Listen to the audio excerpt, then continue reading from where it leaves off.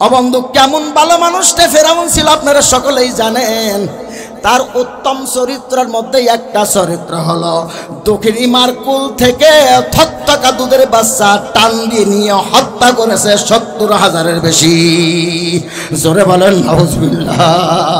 কি কথা ঠিক নেবে? ঠিক। দুধের বাচ্চা মায়ের কুলের থেকে টান দিয়ে নিয়ে হত্যা করছে কে?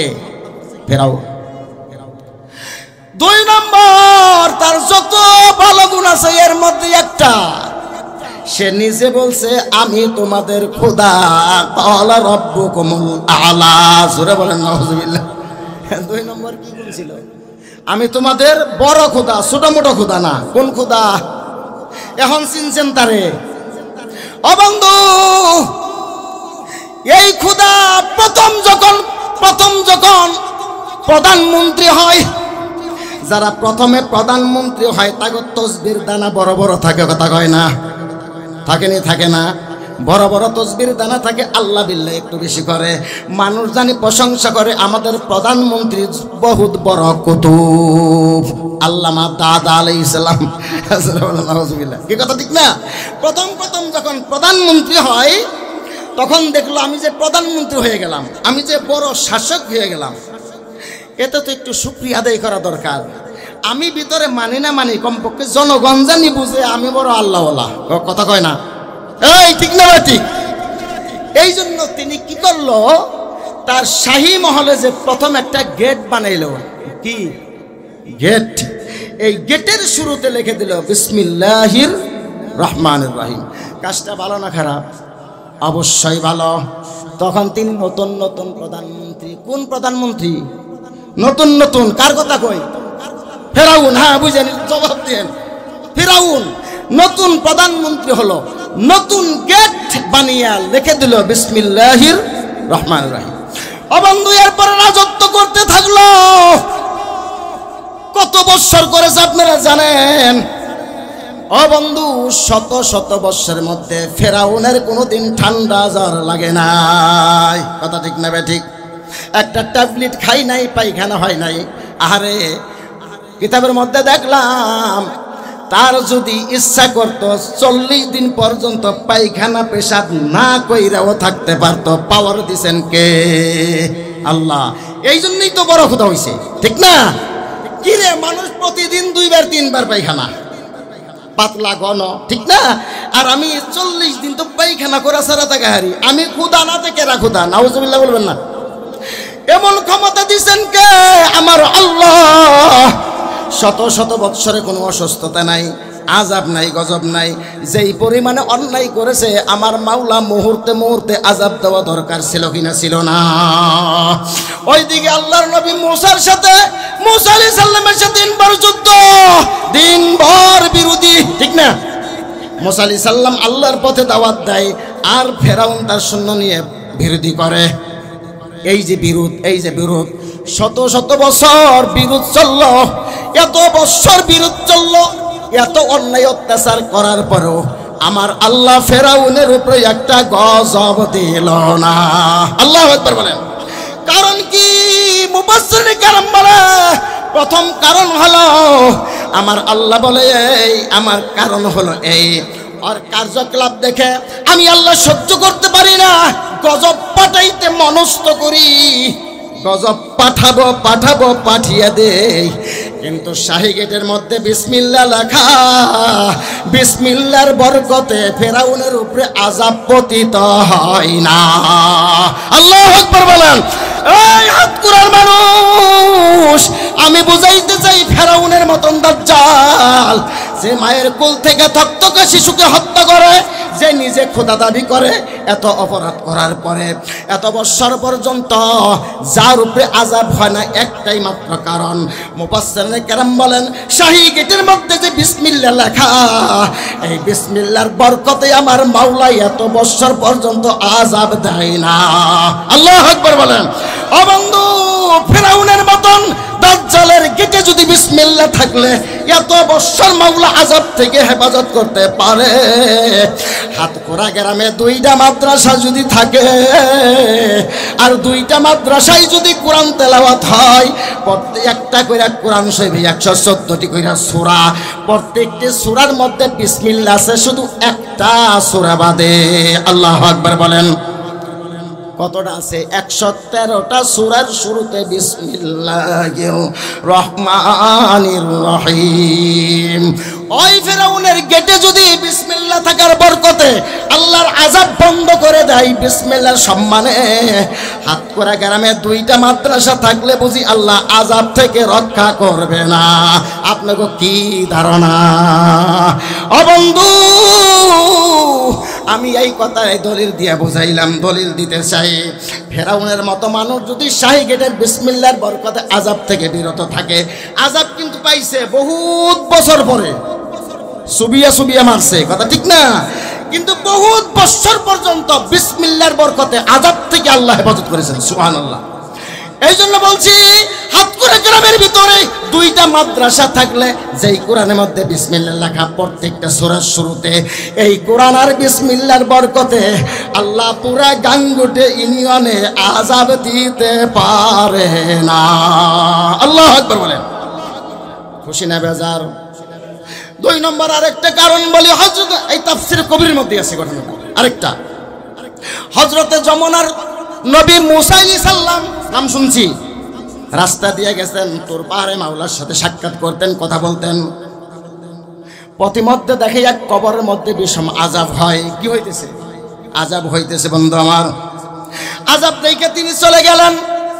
বিকাল বেলায় আসতে দেখে কবরের মধ্যে মানুষটা সুন্দর দিব্যি আরামে শান্তিতে শোয়া। সুবহানাল্লাহ বলেন। ও বন্ধু আমার, তিনি মৃত্যু মানুষকে জীবিত করার হুকুম দিয়েছেন আল্লাহ। তিনি যদি বলতেন কুম বিইজনিল্লাহ, আল্লাহর হুকুমে জীবিত হও, না এটা হযরত ঈসা আলাইহিস সালামের। তবে নবীদেরও কিছু মুজিজা আছে। নবীদেরকে আল্লাহ, সব নবীদেরকে আল্লাহ পাওয়ার দিয়েছেন। আধ্যাত্মিক চক্ষু খোলা আছে, বাতিনি চক্ষু তাদের খোলা, ঠিক না ঠিক? কবরের ভিতরে কি হয় তারা দেখতে পারে।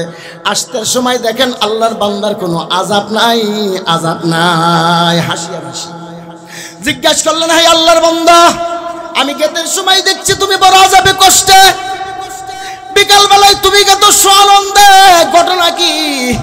কবরের ভিতর থেকে সুন্দর সুন্দর আওয়াজে বলতে থাকলেন, হুজুর, আমি যখন ইন্তিকাল করেছি তখন আমার বিবি ছিল গর্ভবতী, আমার বিবির গর্ভে একটা সন্তান ছিল। আমি যখন মারা যাব মনুর অবস্থায় আমার বিবিকে ওসিয়ত করলাম, ও বিবি, আমি তো বাঁচব না, শেষ একটা কথা তোমার কাছে দরখাস্ত করে যাই। আমি যখন মরে যাব আর তোমার গর্ভের থেকে আল্লাহ যদি কোনো সন্তান দেয়, নারী হোক পুরুষ হোক মেয়ে হোক ছেলে হোক, বাচ্চাটা কথা বললা শিখলেই মাদ্রাসায় ভর্তি করে দিও। জোরে বলেন সুবহানাল্লাহ। কি বললেন? মাদ্রাসায় ভর্তি করে দিও। হুজুর, আপনি যখন ইন্ডিয়া গেছেন, হয়তো কথার কথা 9টার দিকে 10টার দিকে মাদ্রাসায়, কওমি মাদ্রাসায় বেশিরভাগ ক্লাস শুরু হয়, কথা কয় না? হুজুর গো, আজকে এই সময় আমার বিবি আমার সন্তানটাকে নিয়ে মাদ্রাসায় ভর্তি করে দিছে হাতকুড়া। আল্লাহু আকবার বলেন। এই হাতকুড়া, এটা কথার কথা বলতেছি, ওই এলাকার মাদ্রাসায় ভর্তি করে দিয়েছেন। আমার সন্তান অজু শিখে দিয়েছে হুজুর, অজু করিয়ে ক্লাসে ধরছে বসাইয়া। যখন উস্তাদ আমার সন্তানকে পড়াইছে বিসমিল্লাহির রহমানির রহিম, আল্লাহু আকবার বলেন। হুজুর, যখন হুজুরের মুখে উচ্চারণ হওয়ার পরে আমার সেই ছোট বাচ্চা বিসমিল্লাহ তেলাওয়াত করেছেন, আমার আল্লাহ ডাক দেয়া বলে, এই মাসুম বান্দা, তুমি বলবা আমি আল্লাহ, আমি রহমান, আমি রহিম। আল্লাহু আকবার বলেন। বিসমিল্লাহর ভিতরে নাম কয়টা? আল্লাহর 3 নাম। একটা হলো আল্লাহ, বিসমিল্লাহ, আরেকটা রহমান, আরেকটা রহিম। বিসমিল্লাহির রহমানির রহিম। আল্লাহ ডাক দিয়ে বলে, ইয়া মাসুম বান্দা, তুমি কসি মুখে বলবে আমি আল্লাহ, আমি রহমান, আমি রহিম। আর তোমার বাবাকে কবরে সাপে কাটবে, আগুনে পড়বে, হয় না, হয় না। তোমার মুখে বিসমিল্লাহ উচ্চারণ করার সাথে সাথে তোমার বাবার কবরটাকে জান্নাতের বাগান করে দিলাম। জোরে বলেন সুবহানাল্লাহ, লিল্লাহি তাকবীর। ও বন্ধু ডাক দে, বলে হুজুর আমার সন্তানটা মাদ্রাসায় ভর্তি হইয়া হুজুরের মুখে যখন বিসমিল্লাহ পড়েছে, বিসমিল্লাহর বরকতে আল্লাহ আমার কবরের আযাব মাফ কইরা জান্নাত বানিয়ে দিছে। এই জন্য পারেননি এই মজলিস থেকে একজন মানুষ আপনি নিয়ত করবেন, আল্লাহ যদি আমাকে একটি সন্তান দেয়, এই যুবকরা আমি বিয়ে করব, আল্লাহ যে আমাকে সন্তান দিবে, প্রথম সন্তানটা আমি মাদ্রাসায় পড়াবো। একটা মানুষ হাত উঠাইতে পারেন, বেশি না। নিয়ত করেন, আল্লাহু আকবার, একটা তাকবীর দেন, লিল্লাহি তাকবীর। আল্লাহ কবুল করেন। তাহলে এই বন্ধু এই মহিলা মাদ্রাসায় কোরআন শরীফ পড়ানো হয় কি হয় না? বিসমিল্লাহ পড়ানো হয়। ওই মঈনুদ্দিনী মাদ্রাসায় কোরআন শরীফ পড়ানো হয়। যদি হয়, তাফসীরের কথা যদি আপনার বিশ্বাস হয় আর বুঝে আসে, তাহলে খাঁটি গোলাম। কি কথা ঠিক না? আমার মাওলা বলে এই রকম পুরস্কার ওই এলাকায় আমি আল্লাহর গজব আর আযাব আসবে না। যত মানুষ ওই এলাকায় লেখাপড়া করবে, তত মানুষ আর যত মানুষ ইন্তেকাল করবে, কোন মানুষের কবরে মাওলা আযাব দিবে না। আল্লাহু আকবার বলেন। যারা ছাত্র পড়াইবে, যারা জাগির রাখবে, সহযোগিতা করবে, তাদের কবরে মাওলাই আযাব দিবে না। লাভ আছে কিনা নাই? সুতরাং এই মাদ্রাসার সাথে একটু বিরোধ করা দরকার, বিরোধী করা দরকার না পক্ষে থাকা দরকার? আছেন তো সবাই পক্ষে? বুঝা কইয়া অবশ্যই পক্ষে থাকা লাগবে বন্ধু। আরেকটা কথা বলে যাই, খাঁটি গোলামকে আমার মাওলা যা বলেছে মানতে হবে। কথা ঠিক না? মনে আসেনি? খাঁটি গোলামের একটা গুণ হলো আমার মাওলা যা বলবে সাধ্য দিয়ে মানতেই হবে। কোরআন শরীফের মধ্যে আমার মাওলাই যত বিধিবিধান নাজিল করেছেন, এর মধ্যে একটা বিধিবিধান কি এমন আছে, আমার দেওয়া সম্পদ, আমার দেওয়া মাল আমি আল্লাহর রাস্তায় খরচ করো, আছে কিনা নাই? আমার দিকে তাকান, আছে এই বিধানটা? বুঝে আসলেও না আসলেও মেনে নেওয়া এটা গোলামের খাসলাত। সুবহানাল্লাহ বলেন। ও বন্ধু আমার আল্লাহ বলেন, আল্লাযীনা ইউনফিকুনা আমওয়ালাহুম বিল-লাইলি ওয়ান-নাহারি সিররান ওয়া আলানিয়াতান ফালাহুম আজরুহুম ইনদা রাব্বিহিম ওয়ালা খাউফুন আলাইহিম ওয়ালা হুম ইয়াহজানুন। সুবহানাল্লাহ বলবেন না? আছে কিনা কোরআন শরীফে? আল্লাহ বলেন, আল্লাযীনা ইউনফিকুনা আমওয়ালাহুম, যারা তাদের মাল থেকে, কার দেওয়া মাল? আল্লাহর দেওয়া মাল থেকে। আল্লাহর কথা কোরআন শরীফের মধ্যে আল্লাহ বলেন, যারা আমি মাওলার দেওয়া মাল থেকে আমি আল্লাহর রাস্তায় খরচ করে, দিনে এবং রাত্রে, প্রকাশ্য এবং গোপনে। আল্লাহু আকবার বলেন। দিনে অথবা রাত্রে, প্রকাশ্য বা গোপনে, ফালাহুম আজরুহুম, তাদের জন্য রয়েছে আমি আল্লাহর পক্ষ থেকে দারুণ পুরস্কার। আল্লাহু আকবার বলেন। ঘোষণাটা কার? ফালাহুম আজরুহুম, তাদের জন্য রয়েছে প্রতিদান আল্লাহর পক্ষ থেকে। তাদের কোনো ভয় নাই, তাদের কোনো চিন্তা নাই হাসরের ময়দানে। হাসরের ময়দানে যাদের চিন্তা নাই, ভয় নাই, এই মানুষগুলো নিশ্চিত নির্ঘাত মাওলার জান্নাতে যাবে। জোরে জোরে বলেন সুবহানাল্লাহ। এই হাসরের ময়দানে যেই মানুষটার চিন্তাও নাই, ভয়ও নাই, কোথায় যাবে তারা? এই কথাই তো কয় না, না বেজার হইছেন? আর 10 মিনিট। তাদের কোনো ভয় নাই, যাদের কোনো চিন্তা নাই, এই চিন্তা আর ভয়বিহীন মানুষগুলো ডাইরেক্ট মাওলার জান্নাতে যাবে। সুবহানাল্লাহ বলেছেন কে? আল্লাহ। এই ডান পাশে কথা বলা যাবে না ভাই, আমার সময় শেষ। ও বন্ধু শুনেন, আমার দিকে খেয়াল করেন, সময় শেষ, আর 10-15 মিনিট। একটু মনোযোগ দেন বন্ধু আমার। তাদের কোনো চিন্তা নাই, ভয় নাই। আমার আল্লাহ আরেক জায়গায় বলেছেন, যেই বান্দা আমি আল্লাহকে করজ দান করে, উত্তম করজ। আল্লাহু আকবার বলেন। মানজাল্লাযী ইকরিদুল্লাহ করদান হাসানা, আমার আল্লাহ বলেন যেই ব্যক্তি আমি আল্লাহকে করজ দিবে, উত্তম করজ কর্জ দিবে। আল্লাহ যে কর্জ চাই বান্দার কাছে, আল্লাহর পেঁয়াজ কিনা দরকার, এ কথা কয় না? পেঁয়াজের দাম বাড়ছে, এখন আল্লাহর পেঁয়াজ কিনা লাগবো, কর্জ চাই বান্দার কাছে। কি পেঁয়াজ কেনার জন্য? মুফাসসিরিনে কেরাম বলেছেন এই কর্জ চাওয়ার অর্থ হলো আমার দেওয়া সম্পদ থেকে আমার রাস্তায় খরচ করে ফেলো। সুবহানাল্লাহ বলেন।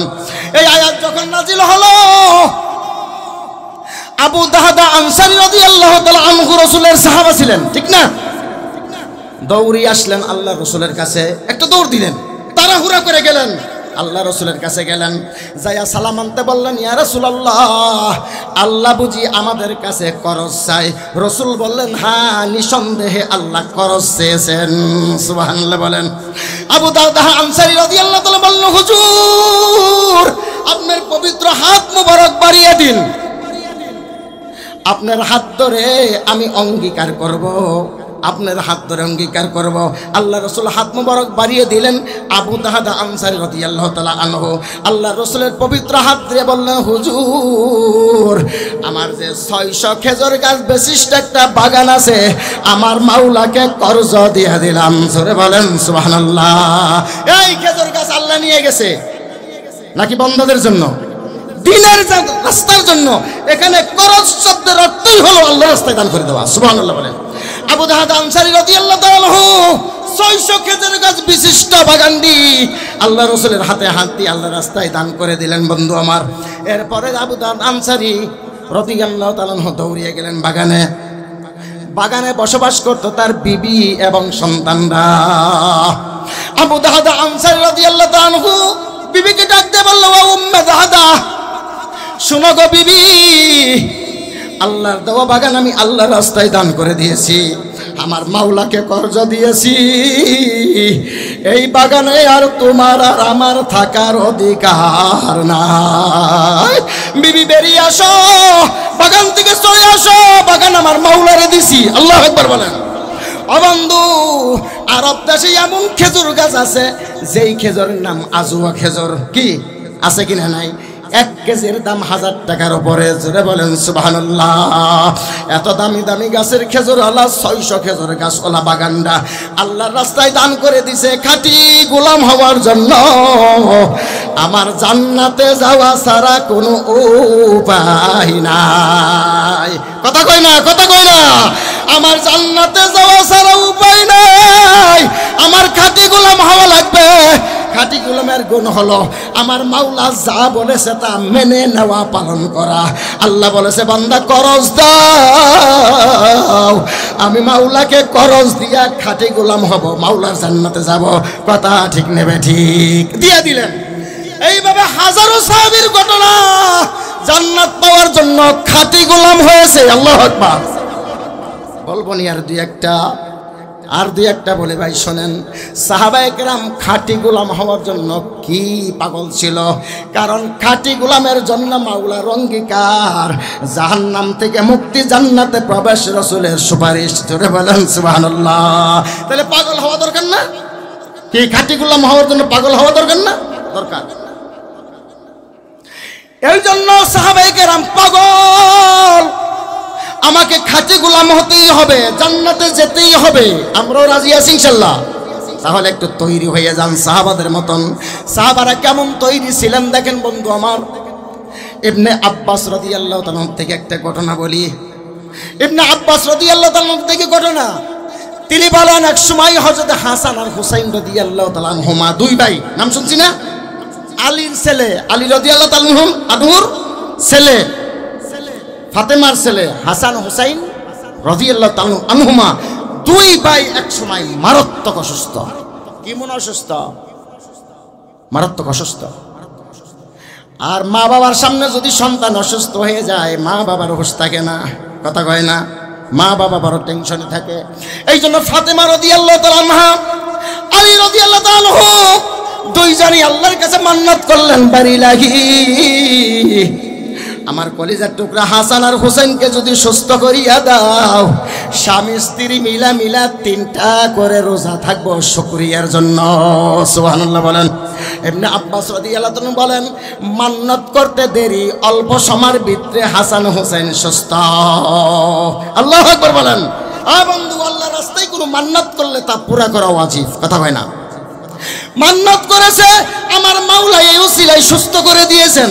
রোজা থাকা দরকার কিনা? দরকার না। ফাতিমা রাদিয়াল্লাহু তাআলা আনহা, আলী রাদিয়াল্লাহু তাআলা রোজা আরম্ভ করে দিলেন। কিতাব প্রমাণ করেছে রোজা তো থাকবেন, তবে সাহরি খাওয়ার জন্য এক দানা খানা করে নাই। রোজা থাকতে সাহরি খাইতে হয়নি, কথা কয় না? রোজা থাকছেন সাহরি খান নাই? কিছু না কিছু খাইছি, রুটি খাইছি, মুড়ি খাইছি, ভাত না থাকলে খাইছি তো এটা কিছু। বন্ধু, কিতাব প্রমাণ করেছে রোজা আরম্ভ করে দিলেন ফাতেমা, রোজা আরম্ভ করে দিলেন হযরত আলী। সাহরি খাওয়ার জন্য কোনো খানা নাই, তাইলে কি খাইয়া থাকলেন? রোজা পানি খাইয়া। জোরে বলেন সুবহানাল্লাহ। রোজা আরম্ভ করে দিলেন। সূর্য উদয় হয়ে গেল। খানিকটা বেলা হওয়ার পরে হযরত আলী রাদিয়াল্লাহু তাআলা পাশে একজন ছিল সুতার কারখানার মালিক, হলো শামাউন। নাম কি?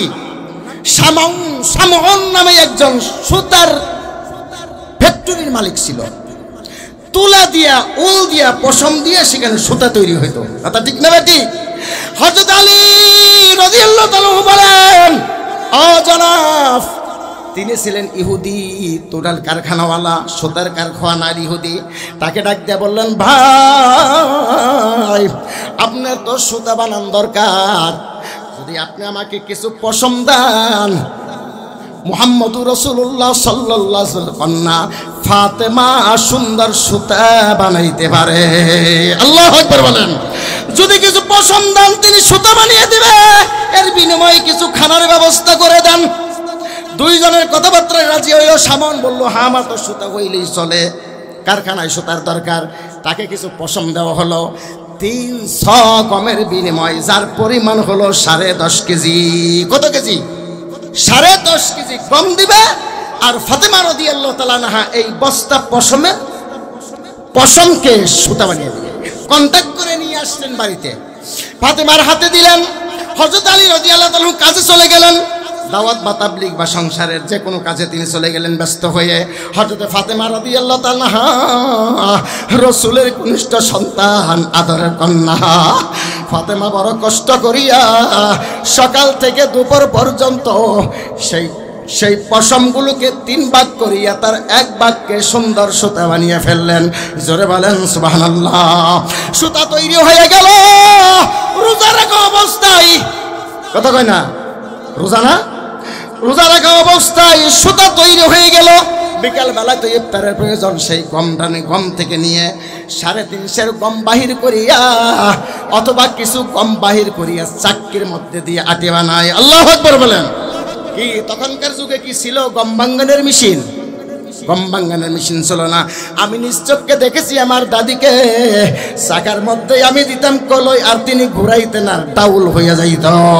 ও বন্ধু আমার, ফাতেমা রাদিয়াল্লাহু তাআলা চাক্কির ভিতরে গম দিয়ে আটা বানায়। কেমন মিহিন হইছে! মিহিন বুঝেননি?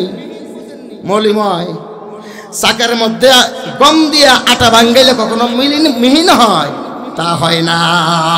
কোন রকম ভাঙ্গে, কোন রকম ভাঙ্গে, কি কথা ঠিক না?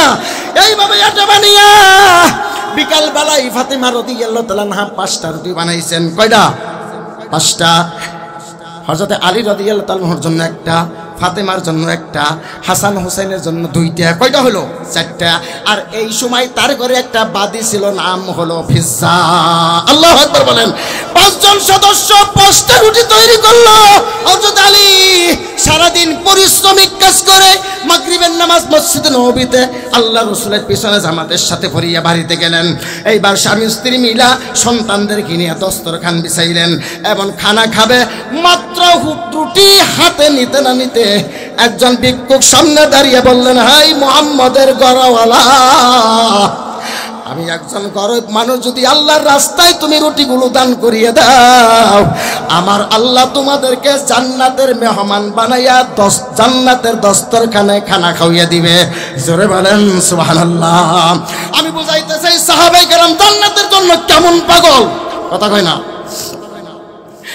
খাঁটি গোলাম হওয়ার জন্য কেমন পাগল, জান্নাত পাওয়ার জন্য কেমন পাগল। সারাদিন রোজা, শুধু ফাতেমা রোজা না আলীও রোজা, দুইজনই রোজা। ইফতার করিয়া খানা খাইতে বসেছে, রুটি হাতে নিয়ে ছিঁড়বে, এক টুকরা ছিঁড়ছে। একজন গরিব মানুষে কই আমি গরিব, আমাকে যদি খানা খাওয়াও আমার মাওলা তোমাকে জান্নাতের দস্তরখানে খানা খাওয়িয়ে দিবে। আলীর বুঝতে দেরি হইল না, যখন বলছে জান্নাতের দস্তরখানে মাওলাই খানা খাওয়াবে, আমার মাওলার অঙ্গীকার জাহান্নামী মানুষদেরকে জান্নাতের খানা খাওয়ান না। আর জান্নাতের খানা যেই খায় সে কোনোদিন জাহান্নামে যাইতে পারে না। আল্লাহু আকবার বলেন। যেই ব্যক্তি জান্নাতে যাবে সে কখনো জান্নাতের খানা খাবে, সে কখনো জাহান্নামে যাবে না। যেই ব্যক্তি জাহান্নামে যাবে সেই ব্যক্তি কখনো জান্নাতের খানা খেতে পারবে না। কথা ঠিক নেবে ঠিক? এটা দলিল দেওয়া দরকার, কিন্তু সময় নাই। ওয়ানাদা, ছোট করে দেই, ওয়ানাদা আসহাবুন নারি আসহাবাল জান্নাতি আন আফিদু আলাইনা মিনাল মাই আও মিম্মা রাযাকাকুমুল্লাহ ক্বালু ইন্নাল্লাহা হারামাহুমা আলাল কাফিরিন। আল্লাহু আকবার বলবেন না? ও বন্ধু, জান্নাত আর জাহান্নামের মাঝখানে একটা থাকবে আল্লাহর কুদরতি দেওয়াল বা পাশি। কি থাকবে? কুদরতি দেওয়াল বা পাশি থাকবে। গ্লাসের, আমি এক কিতাবের মধ্যে দেখছি পাশিটা থাকবেন গ্লাসের, এত স্বচ্ছ গ্লাস, মাঝখান দিয়ে বেড়া দেওয়া থাকবে গ্লাসের। ওই পাশে জাহান্নাম আর এই পাশে জান্নাত।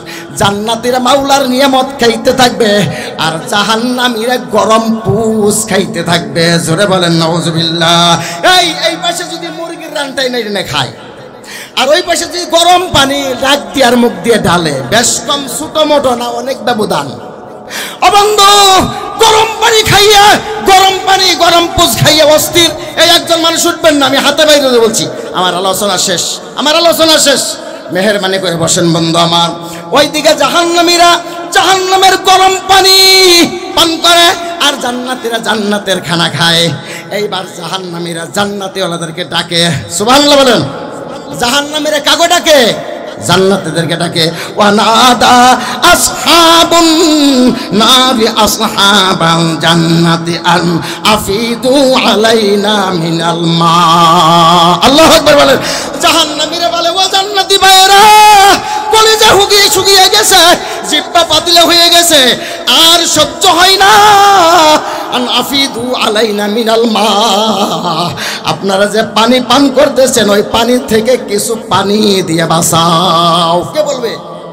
জাহান্নামীরা বলবে। কাগো জান্নাতীদেরকে কোরআনের বয়ান, সুবহানাল্লাহ বলে। আন আফিদু আলাইনা মিনাল মা, আল্লাহ গো, হায় আল্লাহর বান্দারা জান্নাতীরা গেল, জীবন শেষ, কলিজা শুকিয়ে গেছে, একটু পানি দাও। আও মিম্মা রাযাকাকুমুল্লাহ, অথবা আল্লাহ যে তোমাদেরকে খানা দিছে জান্নাতের খানা, জান্নাতের গোশত, জান্নাতের গোশত, ওই গোশত থেকে খানা থেকে কিছু খানা আমাদেরকে দাও, দিয়া জীবন বাঁচাও। যা জান্নাত থেকে আওয়াজ আসবে, ক্বালু ইন্নাল্লাহা হারামাহুমা আলাল কাফিরিন। কথা ঠিক না বে ঠিক? জান্নাত থেকে আওয়াজ আসবে না, এই জাহান্নামের দল, এই পাপীর দল, শোনো আমার মাওলার ঘোষণা, জান্নাতি খানা তোমাদের জাহান্নামীদের জন্য খাওয়া হারাম। ঘোষণা কার? এই ঘোষণা কার? আল্লাহ। জান্নাতি খানা জাহান্নামীদের জন্য খানা খাওয়া হারাম ঘোষণা করেছেন আমার আল্লাহ। ক্বালু ইন্নাল্লাহা হারামাহুমা আলাল কাফিরিন, জান্নাতি খানা জাহান্নামীদের জন্য হারাম। এই জন্য বলেছিলাম আলী বুঝতে দেরি নাই, যখন মুসাফির বলেছেন তোমাদেরকে জান্নাতের দস্তরখান বিছাইয়া খানা খাওয়াবে, জান্নাতের খানা যারা খায় তারা জাহান্নামে যাইতে পারে না। এইটাই তো ধরা দরকার। দৌড়িয়া গেলেন ফাতেমার কাছে, যা বললেন, বিবি ফাতেমা, আমরা যদি খানা খাওয়াই মাওলা জান্নাতের খানা খাওয়াবে, ফাতেমা অত দারুণ মেয়ে বুদ্ধিমতী বলে দিলেন, স্বামী আমার খানা খাওয়ার দরকার নাই, জান্নাতের দরকার, রুটিগুলো ভিক্ষুককে দান করে দাও। আল্লাহু আকবার বলেন। রুটি দান করে দিল। পরের দিন রোজা আসলো, পানি খাইয়া রোজা রাখলো, রুটি তৈরি হলো। শর্টকাট করে বলছি, সময় শেষ। পরের দিন রোজা রাখলো, কয়টা রাখার কথা রোজা? 3টা। পরের দিন রোজা রাখলেন, পানি খাইয়া আবার মাগরিবের নামাজে পরে দস্তরখান বেঁচিয়ে খানা খাসতে বসলেন। এমন সময় একজন এতিম আইসা বললেন, হে মুহাম্মদের ঘরওয়ালা, যদি রুটিগুলো দান করো আল্লাহ তোমাকে জান্নাত দান করবে। সুবহানাল্লাহ বলেন। আলী ফাতেমা মিলা রুটিগুলো দান করে দিল। কয় রোজা গেল? 3য় দিন আবার রুটি বানিয়া ওই নিয়ম অনুযায়ী মাগরিবের নামাজের পরে বসলো। একজন কয়াদি এসে সওয়াল করলো, হে আল্লাহর বান্দারা, আমাকে খানা খাওয়াও। পরের দিন খাঁটি গোলাম হওয়ার জন্য, জান্নাত পাওয়ার জন্য 3য় দিনের রুটিগুলো দান করে দিল। আল্লাহু আকবার বলে। 3 দিন না খাওয়া, পুরো ফ্যামিলি না খাওয়া, হযরত আলী না খাওয়া, ফাতেমা, হাসান, হুসাইন, ফিজ্জা সহ 5 জন সদস্য 3 দিন না খাওয়া। এখন হারতেও পারে না, চলতেও পারে না। আল্লাহু আকবার বলেন। আলী ডাক দিয়ে বললেন, হাসান আর হুসাইন, বাবারে বুঝতে পেরেছি আমরা সহ্য করলে তোমরা তো ছোট। কি কথা ঠিক না? সহ্য করা বড় কঠিন।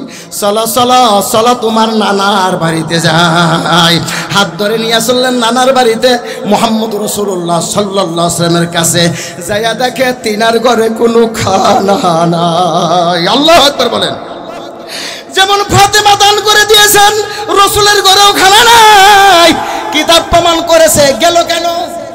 আলীও তো জানতেন আমার শ্বশুরের ঘরে খানা নাই, রাসূলের ঘরেও খানা থাকে না, স্বাভাবিক, ঠিক না?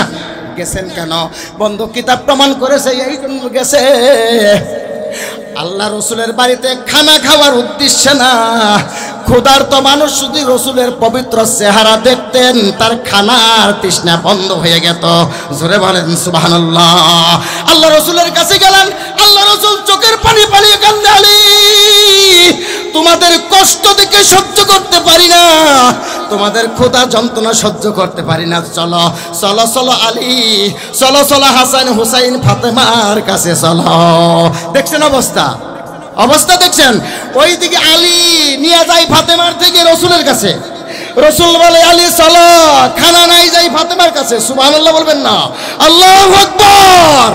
আর ঈদের মধ্যে রান ছিঁড়ে ছিঁড়ে খায়, বাড়ির পাশে না খাওয়া মানুষ আছে কিনা? নাই।